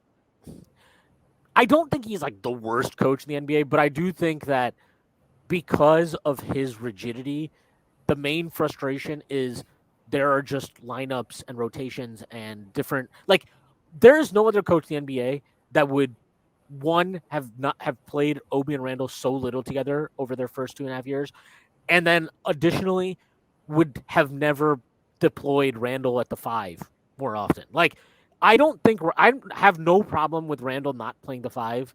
Like, I think it's fine that the majority of his minutes come at the 4, but I also think like there's like a potential, like you're talking about situational, right? There's a situational look there with Randall at the 5 that is valuable, and like maybe especially when other teams are being small. Why would you continue to play at a disadvantage? Yeah, it's like there are times where your size can capitalize on another team's lack of on the floor, but there are also times where that isn't working, and I wish that he was more willing to like pull the plug when that stuff is, like I thought the Spurs game was a perfect example of like, okay, Mitch doesn't have it. And I know we're shorthanded, so it's not like he has a lot of options, but like that would have been a game for me where it's like, okay, let's see. Let's just see what happens if we downsize for a little bit. Let's see what happens when the floor is spread more. Maybe let's see what happens if Jakob Poeltl has to guard on the perimeter. Yeah. Against someone like Randall. I mean, is that going to be a good matchup? I mean, maybe we could actually, instead of reacting to the other team, which is what Tibbs seems to do all the time, he has his preconceived notions of who he wants to be in at the same time as the other team's players. But maybe we could force them to react to us. And that's my biggest knock on Tibbs is that he gives away the element of surprise every single minute of every single game. Everybody knows what we're going to do. I mean, I fuck George's Yang or whatever his name is, and his bullshit with that crap. And, no one ever let you shoot a 3 with James Harden and Joel Embiid on the floor. Yeah, I'm sure that never happened to you, buddy. But the thing about it is that it wasn't like Philly didn't know what we were going to do. So if he is making threes, and again, let's find the other quarter this year where he's made 4 threes. I'd like to know. But again, you're giving away too much. Why let other teams know what we're going to do? For a little while there in the beginning of the win streak, they varied things by switching more, putting Randall onto smaller players, and then slowly it just moved back to the same stuff we've seen over and over and over again. And I just wish he'd be more creative. I really like what he's done with the team as far as, the players who have developed. I know we could have given guys more minutes, but I've been a big proponent of the fact that guys don't only get better playing in games, and these guys have gotten better. There's just no two ways about that. So we're now almost halfway through the season. Knicks are 19 and 18. I think there's been I've seen a lot of mock trades go around. Most of them are very much a no. Larry, I'm curious, is there anyone you target? I got my list right here. I made it before I came on. Came prepared. Yes. These are the guys who I would consider and I think might be available. So, like, I'm ignoring the fact that, of course, I'd like Ja Morant, or, some superstar. But Jared Vanderbilt, Jalen McDaniel from Charlotte, you're going to see a consistency to the player I'm looking for. KJ Martin from Houston, Javonte Green or Caruso from Chicago, Chris Duarte from Indiana, and the two guys who I think are wild cards that I'm not sure about but would be very interesting would be Fred VanVleet or Kyle Kuzma. Well, I think that's a lot. I think you brought up a few of these, so let's talk about Vanderbilt a little bit. And I can understand. I assume looks like defensive versatility is pretty important. Is that your main reason for targeting him, or what? Let's start with Vanderbilt. What do you like about him? The things I really like about Vanderbilt is he is a backup 4, not a guy who should be a starter on another team. He also, you could play him with Randall comfortably. I think he rebounds the ball really well, fits the defensive mindset of this team, and I think he could guard threes. I think you could play him in a bunch of different ways that would be really interesting. And of course, in my mindset, Obi's got probably either. I just don't see how you can keep the value of Obi Toppin and pay him to be a 15-minute backup. So if you're going to keep Julius Randle, and it's not that I hate Obi, it's just that I really like Julius. I just don't see how you keep Obi Toppin on this team. You can't create 20 minutes for him, even. And that's been consistent, that you're not going to play him at the 5 or Randall at the 5 and him at the 4. It's just, unless you're going to get rid of the coach or you're going to get rid of Randall, I just feel like Jared Vanderbilt would offer a lot more to the way the Knicks currently play. A guy, who does the things that you'd want from someone at the backup 4. Could we get more back for Obi though? I mean, because Vanderbilt's a good player, but he's on an amazing contract, and you're dealing with Danny Ainge. You're going to have to. Is he? I think he's the same age as Obi. He might even be younger. He's younger. He's 23. Yeah, I love Vanderbilt. When I used to actually write stuff, he was a prospect that I highlighted in his draft. I really like him. He's actually turned into a different player than I thought, which is probably a good thing. Like, I thought there was a chance he had like some Lamar Odom to his game, but he seems like he's bought into being much more of like a role player 4-5 type, which is fine. Like, he's very, very good at it. I 2 think years, $4.5 million a year too. Yeah, it's a great contract. My concern would be that, again, this is like a Tibbs thing. Like, I love the idea of Vanderbilt playing with Randall. I don't think Tibbs would do that, and that's like half of the problem in trade. And I think this is like a really I think it's like a thing that people don't appreciate fully. And look, the front office is hamstringing themselves in this case, partially by sticking with Tibbs. But like, it's really hard to settle on trades with a coach that's like this rigid and has such a defined style of like what he wants in lineups, right? Like, he wants to play 2 bigs. Vanderbilt's going to give you rim protection, at least some, and he's a great rebounder. So I think those are the two. So I think those are the two things that the reason that Tibbs won't experiment with Obi and Randall is because of Randall's shortcoming on the defensive glass. Obi is fine if he's with somebody else who's going to rebound. Yeah. But if Randall and Obi aren't going to rebound, then that's where Tibbs is just not going to. Those are things he won't relent on. He's not going to have a lineup without a guy who's the favorite to get every rebound. Well, and I think that's actually a reason why he's gone away from Cam. Like, Cam, his not like basically other than scoring well on drives to the rim, if you look at like everything else, rebounds, assists, steals, blocks, whatever. He had a lot of deflections. He really got his hands on does get a lot of balls. deflections. He does get a lot of deflections. But he's a lot of times, let's just say that him and Randall together is very much a defensive adventure. But it could be great at times, could be. But it's going to be a lot of gimmies too. Yeah, there's just a lot of possessions where you're not sure who fucked up between them, but one of them did. But like the rebounding stuff is for sure like that. I like that. I love that about Vanderbilt. And I do think that like him and Randall would be good together. I just don't know if Tibbs would see it that way. But if he did, like if I could know that Randall will be or that Tibbs will be okay with that, then that's a move that would be interesting for me. And I like Obi. I think the Knicks have totally misused him. I don't think Tibbs, and I think Tibbs is not the coach to figure out how to use what he gives you, because like he is not like, yes, he plays the same position as Randall, and yes, he's a scoring offensively, like his value is on the offensive end, but he's so different from Julius in how he does those things, how he scores, how he creates flow in the offense.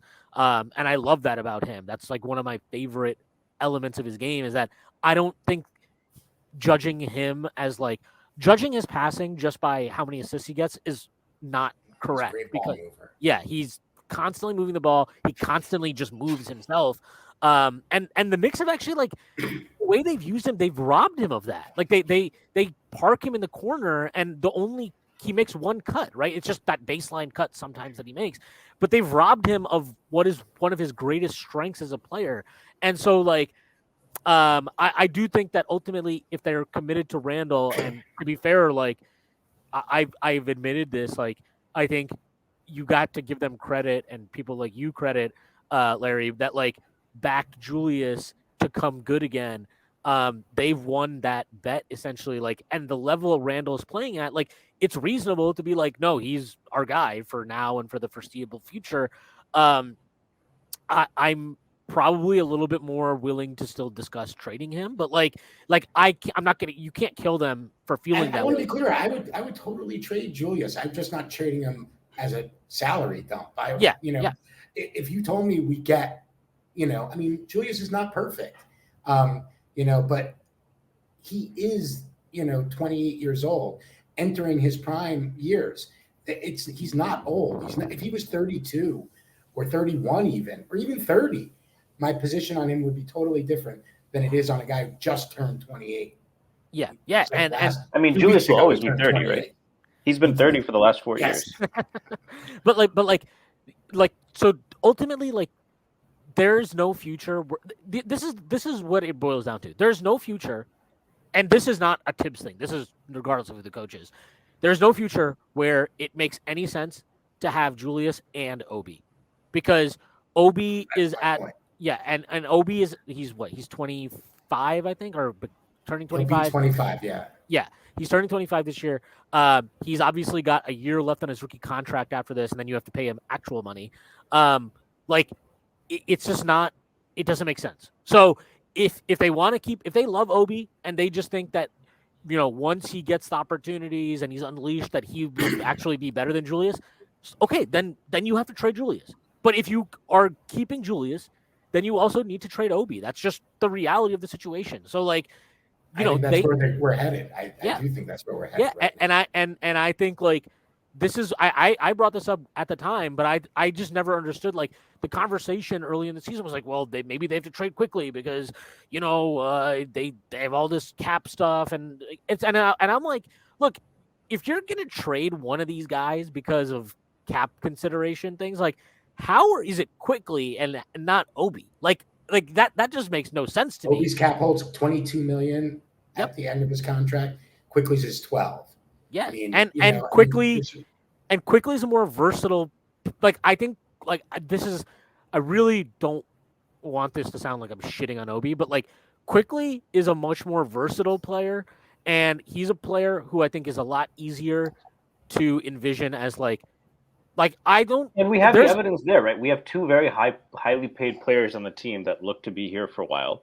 One of them plays Quickly's preferred position. The other one plays Obi's preferred position. It's more of an issue for Obi, right? Yeah. Because you can play Quickly with Brunson. So yeah, and I think, like, just like at a very basic level, I think there's absolutely a world where Quickly is in a rotation player of some kind, a real consistent rotation player playing major minutes for a contender. Like, that's championship team. Yeah, championship level team. Like, he's he's really good.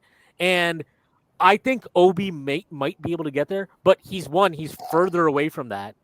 And I also think there are things he does that you need to build lineups to account for, to make up for things he's not good at. Like, we talked about the defensive rebounding. That's the biggest one. Like, he's not a good defensive rebounder for a 4. And so you have to have lineups then. He's improved, by the way. He has. I knocked him more than anyone about that.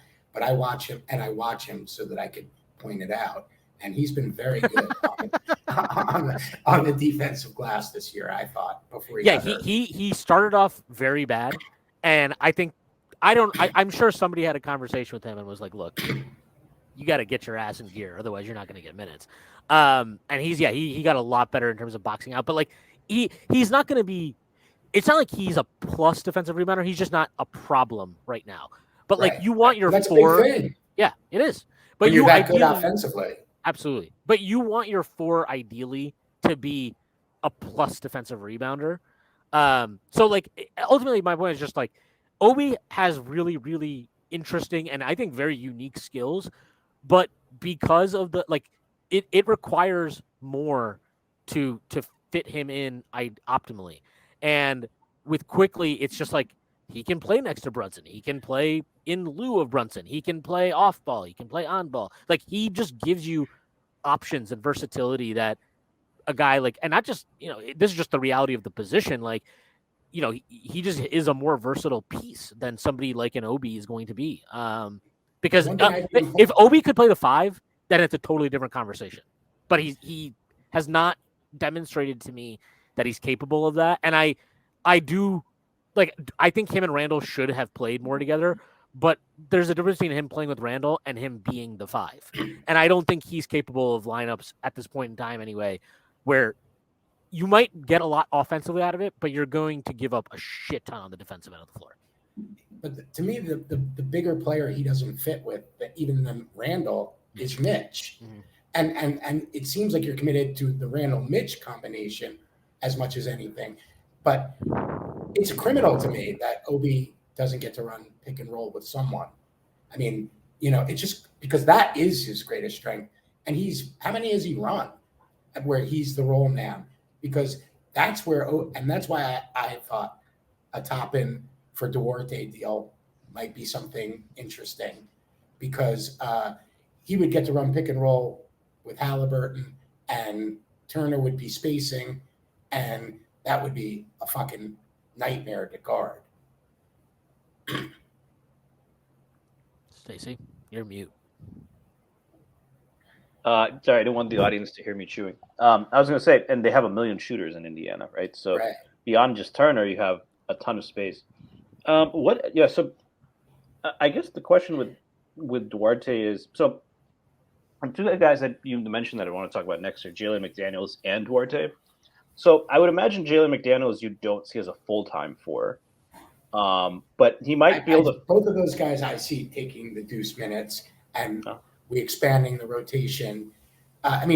Expanding the time for that position to an 18 to 23 minute role, and really shortening the rotation even maybe a little bit more. So would you be trading Cam for them or Obi? I think you're not going to get anything for Cam, unfortunately, and I think it's got to be. I mean, it's either picks and Cam, or Obi and less picks. That's the way. So I guess the question, because like you mentioned the deuce. Well, not picks for McDaniel. Yeah. But for Duarte, I think you probably maybe it would be Obi and a pick. And again, these picks, you got to move some of them. You can't use them all. So somewhere along the line, if you're going to get better here, you got to get better players, and you got to use the picks and stop saying like, oh, these picks are, we can't trade them because we got to trade for a superstar. Because I don't know that you have to have, like, so many people talk about, this was the one I wanted to get to earlier, about how you can't win in the NBA without a superstar. But you know what also you can't win in the NBA with? Is a superstar without a good team around them. Yeah. It's not one superstar. And how many of the second superstars are only superstars because they play with the first superstar? I don't know. I think I like the idea of trying to play a 5-man team. The fact that the Knicks starting lineup has been so good numbers wise this year is not an accident. It's because they put 5 guys who are playing well together on the floor, and I think you can win that way. Yeah, I think where I disagree, one, I'm not sure I would take Deuce out of the rotation, because if we did make that trade, I would assume Cam is still out. So if you're trading Obi, you're still at you're either playing. My thought is to give you my full thought is that RJ then becomes the backup 4. He plays with the bench units, and whoever this other wing is gets minutes with the starters.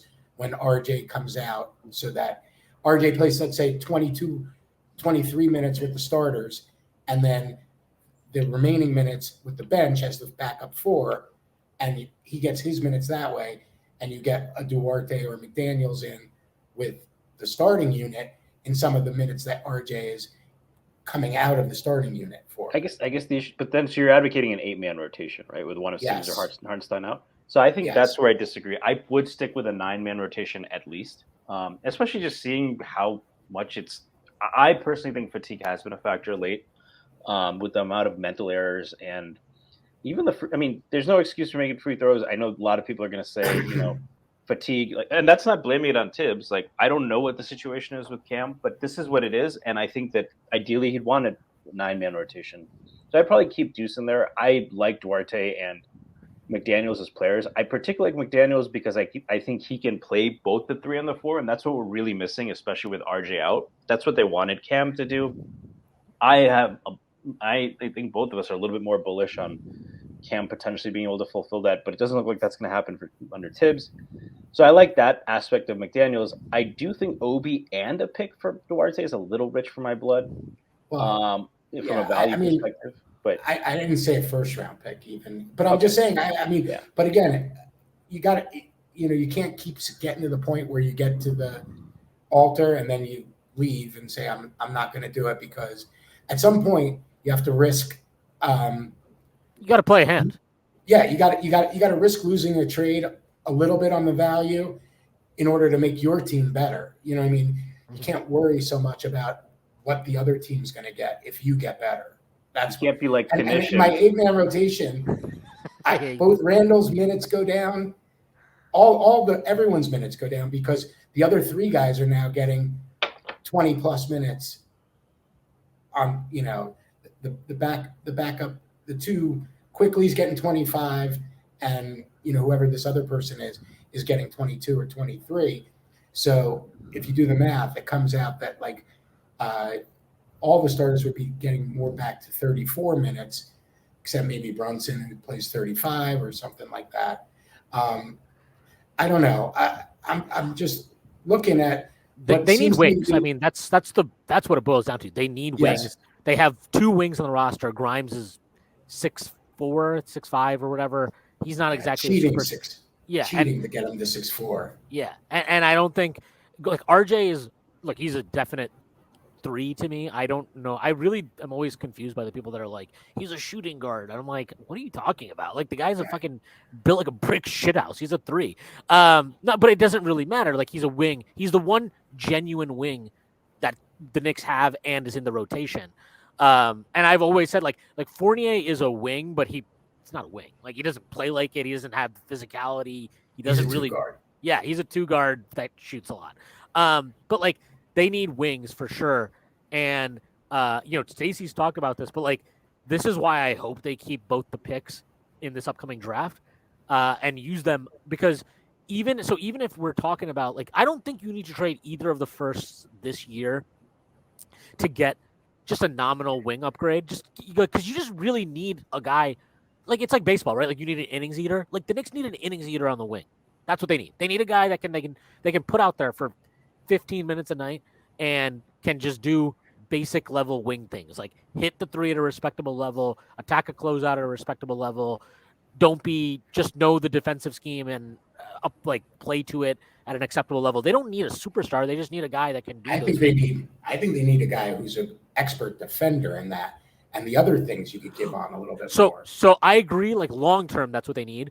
But for the purposes of just bolstering the roster for this season, I'm okay with just getting a guy that can do those things at a decent level. But what, and Stacy can talk about this more, but to my knowledge, this draft has exactly the type of wings that you are describing and that I agree with you that we need, which is why this is why I would be okay with them. This is why I would be completely okay when me and Stacy have talked about this, but it's can you get Gordon Hayward just for expiring contracts?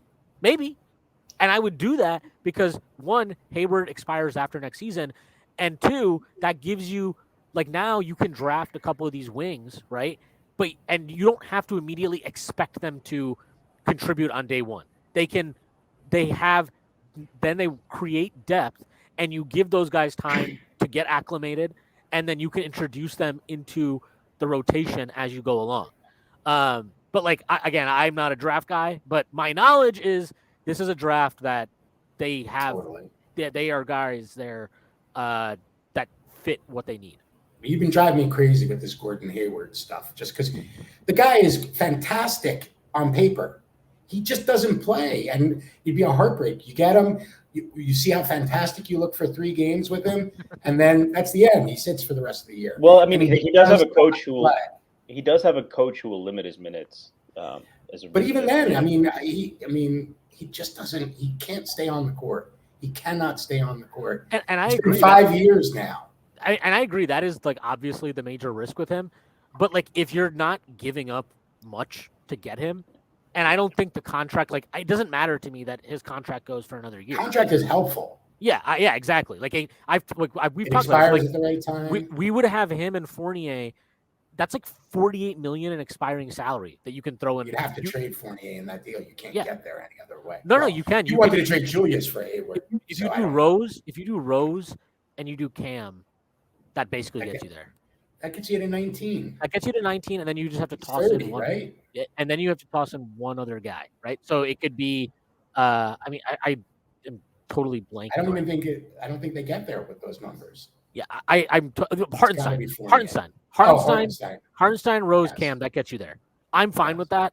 I don't know if the front, and this is to your point. Like, I don't know if the front office would want to take the loss on Hartenstein like that. He's not a loss. What do we pay for him? Exactly. Nothing. Yeah. Alec Burks is the thing that kills me. Is that's what we paid for him. If they kept Alec Burks, I said it at the time. I looked at Hartenstein and I looked at his numbers. I watched his highlights with the Clippers. I'm like, this is going to be great because they're going to play him with Obi and they're going to run some two. But they didn't do anything to make Hartenstein work here. They just played him like he's Mitch. And am I wrong? No, you're not. But it's not Mitch. He's not that kind of.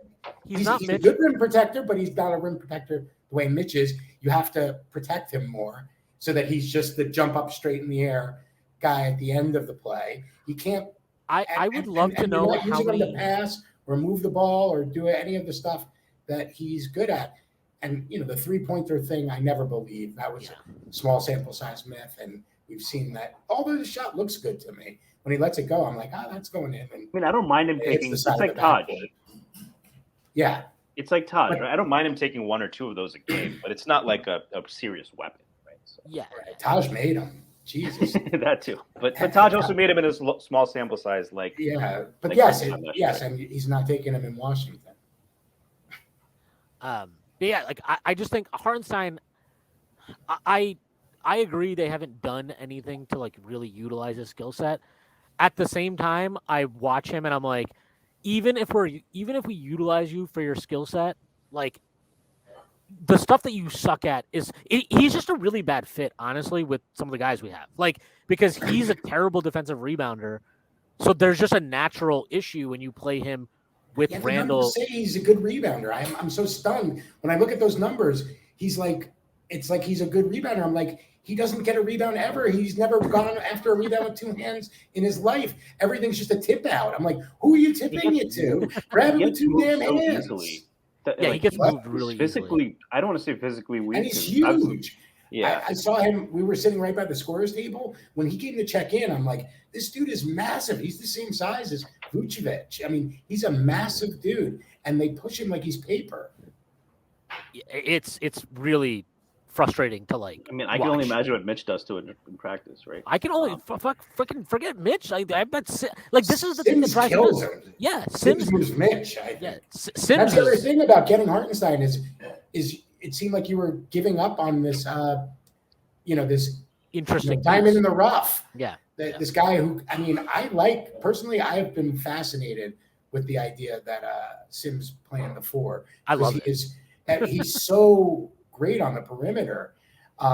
So that's also part of the reason that I wasn't as, timid about moving Obi is like, if you had to have backup minutes at the 4 from Sims, it wouldn't bother me that much. Yeah, you just need a five that can space out the floor a bit, or score or score. Yeah, in some but way. like yeah, and I just but yeah, like the Hartenstein thing to me is like he's fine, I guess, but like I would rather use him to get a wing than anything else. And Yeah, well, so all the guys I gave you, I viewed as wings. yeah. And I so mean, like if we can do that, and that's why like the Hayward thing would be fine with me. Like I agree with you, he is injury prone. Just I'm okay with that risk because if he is available when he is available, he's going to be a if you were massive. going to do Hayward, why not do uh, Tobias Harris instead? I've actually been okay with that. My worry would be that Harris would not be happy about coming off the bench, whereas I think Hayward would buy into coming off the bench. But you could do the same faux start bench thing with put Grimes on the bench, let him come in, play the same. Again, play that rotation where I'm talking about, where those guys all get their 25 minutes, and Tobias has the honor of being the starter, but you don't necessarily close with him. Yeah, I mean, I would be. And again, his contract ends Yep. at the right spot, and it's a nice, clean $37 million off the books. Yep, and I think like this is what it always comes back to for me. It's like there are coaches that I would have no problem with trusting to do exactly what you're talking about. I don't trust Tibbs to do it, and that's like inherently one of the major problems when we talk about trades. Is like there's such a very specific, narrow band of players that I like trust Tibbs to use. Play. But he likes Harris, and he rebounds too. And he shoots, and he's big enough that I know Tibbs would be like, he can play the. I can keep him in the game. Yeah, I can keep him in the game. He's tall. And, these matter too. If these are long, it counts. And I do like I think the nice thing with Tobias is he gives you an option to like throw the ball to in the post. Other than Julius, they don't really have a guy like that. So I think there's value.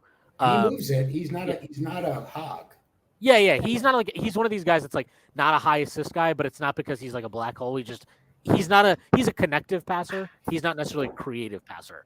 But the Knicks need connective passers. Like that's why that's the thing with Hayward that I really like is he's both. He's a connective and a creative passer. And I do like I think him and Quickly would be so fucking fun together. I think it'd be really. I just see Hayward crumbling onto the ground in that first playoff game, and our whole we're the 4 seed because Hayward's been so amazing, and then down to the ground. Now we're back. Wait, what happens now? We're fucked. Yeah. I don't know. Tibbs will figure it out.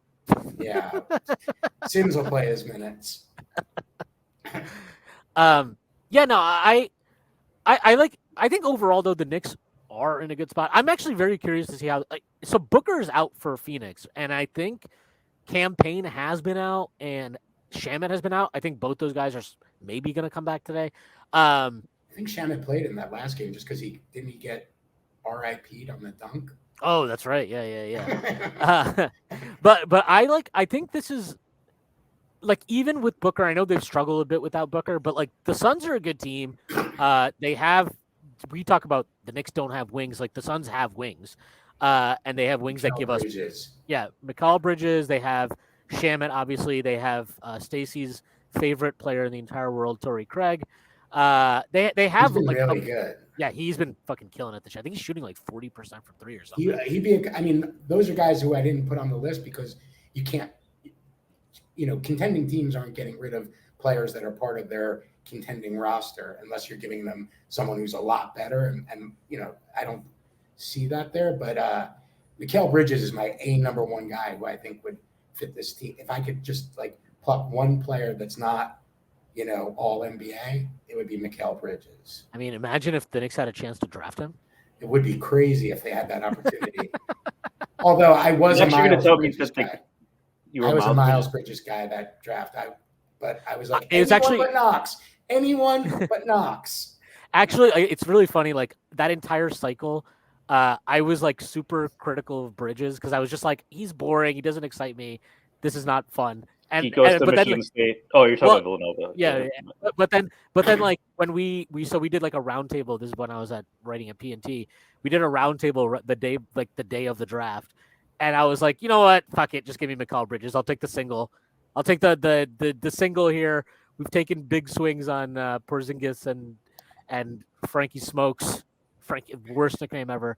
But like I was like, yeah, just give me Mikal. But it's just it'll be. I think this is an interesting matchup. I think Paul has been. I mean, he's still good, but he's so obviously nowhere near the player he was even 2 years ago. Brunson can play; it'll be so huge because of that. If So Brunson you plays, guard I think, Paul now. yeah, I He think goes if for Brunson 40. plays, we should win this game.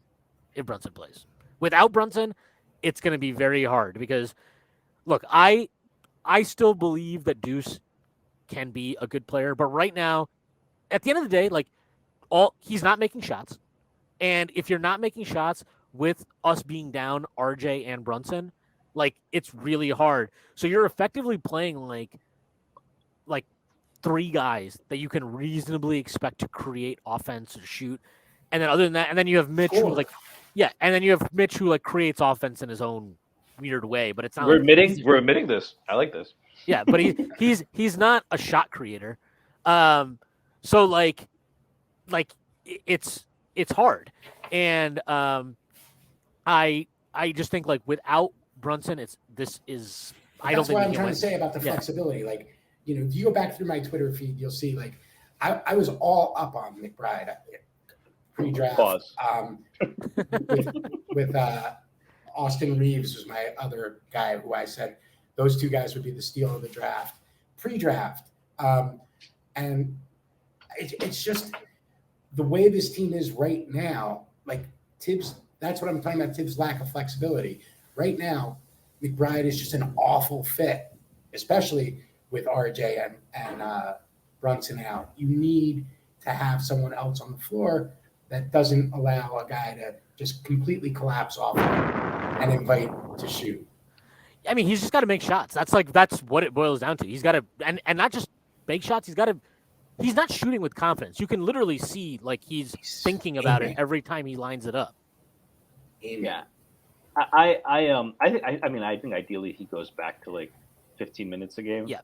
In the bench role. And I think that's still useful. I just because of how Tibbs is with the situational thing, I would like to keep him in the rotation. Just because I like us being able to throw someone like that out there. He actually used Deuce situationally the last 30 seconds of a quarter. Yeah, but I'm talking about more like it's Luka's a bad example because it didn't seem to matter much. But like a guy like Levine or someone is just killing us, right? Can you throw him out there to disrupt their rhythm for a few minutes? If that's something that happens regularly, I think that's something Tibbs will go to more often. So I'd like to see him stay in the rotation. But I like the form on his jumper. I think the bigger concern, I like him offensively. His 2-point shot has been good, but I would argue, has he really been disruptive on defense the last 10 games?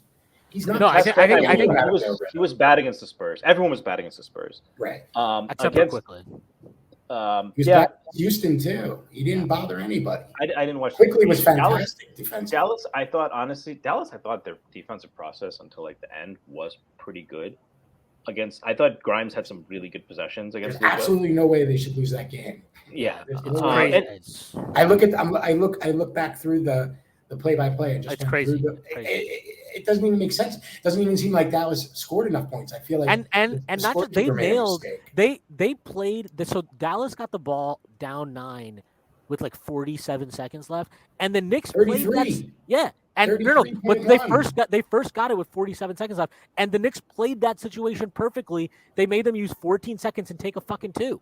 Like they nailed the hardest part of like seeing out that game. I can't talk about that game. It's like I literally I can't. It's been one of the most frustrating like weeks. Like I said, I've gone through it, and it just doesn't even make sense to me that it could have happened. I mean, I was at the Reggie Miller game, but that was obvious how that happened. But this one just like I just could not see it. And they did a great job. They ran 4 seconds off the clock before Deuce gets fouled. They moved the ball around. Why doesn't Dallas give up there? Every other team gives up. I know. What the fuck were they doing even? I also think they just why were didn't they even expect. trying? Especially after Hardaway misses. I don't think they expected the intentional miss. I mean, I didn't actually. I thought Dallas would try to string it out. I give not Carlisle. I give Kid credit for that. That's probably the analytically smarter move. You didn't think that they were. I mean, when they brought JaVale McGee into the game, you didn't think they were intentionally missing. Yeah, guy hasn't played in 2 days. I did not. 2 games, and they bring him in. And by the way, were there not offensive? Fouls on both Randall and Mitch. I mean, McGee practically punched Mitch in the face. He had his arm on his head, pushed him under the basket. Well, the crazy and then thing Grimes to me, and McBride both had it in their hands. The crazy but thing to me, Julius is the one who tips it first, yeah, that's right. That's three I mean, guys. Again, right after the game, after he said, "I got to control those defensive rebounds," I was that would have been one to control. But there's no way Grimes should have been there. And he should have been down low on the other block, and Randall should have been where Grimes is, and he does come down with that rebound. You can't convince me any other way that Randall doesn't. McBride is not crashing into Randall there. You know what I mean? Yeah, and even if he does, it doesn't matter. Randall's like not going to feel it. Still getting it. Yeah, he's not going to feel it. But like so like that's like one of those things where you're like, You're afraid of the foul there. You're afraid that one of those bad free throw shooters with 3 seconds left is going to get fouled, and then I will never understand that. I will never understand it. No like way. I think it's a mistake. I think he just got caught up. I think he got stunned. I mean, I was sitting there holding my drink like this and didn't drink it for like the entire time. I was until Luka did it, and then I just went and finished the whole thing. I could not believe what I was seeing. It was the Bulls game I was at with my son, and that was also Brunson and Grimes going to miss 4. So 2 games under expectation. Tell me that those aren't the 2. I think it was Brunson, Grimes, RJ, and Randall, and all are. Randall missed his early because he made the one. Yeah, it looked like it was going to be the game winner, the and one. And then I was like, because I thought he was missing it, and I'm like, Shwinny's going to be fucking talking about this missed free throw all day tomorrow. But those 4 went 2 for 8, and they're all 70. I mean, RJ's been better from the line overall. Randall's been over good 75. Randall was at that time because that was before. Yeah, Randall's had a little. He was over 80. He was over 80% before he pushed quickly away to take the technical. He was over 80. What are you doing there? Why are you pushing quickly away? Also, like, why is Tibbs like? That's just one. Like, I hate that so much, and it's not like it could be anybody, but like Quickly is the best free throw shooter on the team. It doesn't matter who's on the floor. It doesn't matter what the game situation is. Although he has been oddly bad on technicals. It's like he needs guys on the line. He has missed a few. Yeah, but it's just like he's what 86% I think from the line right now. Like he's just got to take every tech, and then it's like it doesn't matter to me what anybody else is shooting. He's going into that stretch where they missed the free throws, I think Brunson had made like 36 in a row. Grimes had made like 20 plus in a row. Julius had made 30 in a row. RJ had gotten his number from like the high 60s up into the high 70s, so he had to be making them at a crazy clip too. And to miss 4 in a row, and Brunson's missed the first one. It was. I mean, I'm sitting at. I mean, he missed it left and deep. I've never like that looked like a free throw I took. I've never seen. I mean, like, and at the end of a game, like it's not like he was like he just got banged around or something. The Grimes one was really like I thought you could tell. He was feeling the moment there. You could see on the second one. I mean, the cut to his face. He rushed it. He shot those like as soon as he got the ball, he shot them. And I'm like, dude, just do your normal free throw thing. Like, don't. And he did it in the NCAA tournament too. Grimes has some stuff at the fourth quarter because the Indiana game, the trap against Chicago, the trap against Dallas. That was terrible. Terrible. Yeah, I mean the Dallas one is like. Dude, I was just gonna say that it was really. It was, but you dribbled again to the spot. You can't go to the sideline with that. It was really frustrating to watch. Get back to the middle of the court. It was really frustrating to watch how quick they called the jump ball there, and then the next game against San Antonio, Julius has one where he's on holding him for like a half hour. Yeah, but like he was on. It was on the baseline, off of a missed free throw, of course. and like I forgot who it was. It might have been Sohan, but the Spurs guy had the ball on the baseline, but he's falling out, and Julius like has his hand on the ball, and they immediately called a foul on Julius, and I'm like, there's actually not a foul there at all, and you called it like that. Like, why couldn't we get this whistle? The fuck, like, And 2 Hardaway fucking days was ago? fouling Grimes. Yeah. I mean, Oh Luka, yeah. Luka got his hand in there, it was on the ball, and and there was no way Grimes was getting it away from him at that point. But it was way too fast on the whistle, even if just for a clock running. Yeah. You know what I mean? At that point, but Hardaway fouled him. Yeah, I mean, it was there were a few fouls in that game that they missed down the stretch that ended up costing us. Like, should the Knicks have won the game anyways? Yeah. Should the Knicks have won anyways? Yeah, probably. But like, it's definitely. it's just very annoying when there's no way that they did it. How they lost. Yeah. All right. I think that is a good place to end it. What a fun walk down memory lane, reliving the Dallas game. Larry, thank you so much for coming on. Oh my God, how much fun! Thank you. Let the people know where they can find you, and if you have anything to plug, give it a shot right now. Larry Israel 2 at Twitter, on Twitter, and yeah, that's the only place you'd be interested in anything I have going on. Thanks again for coming on, Larry. Stacy, let the people know where they can find you, and if you have anything to plug, do it now.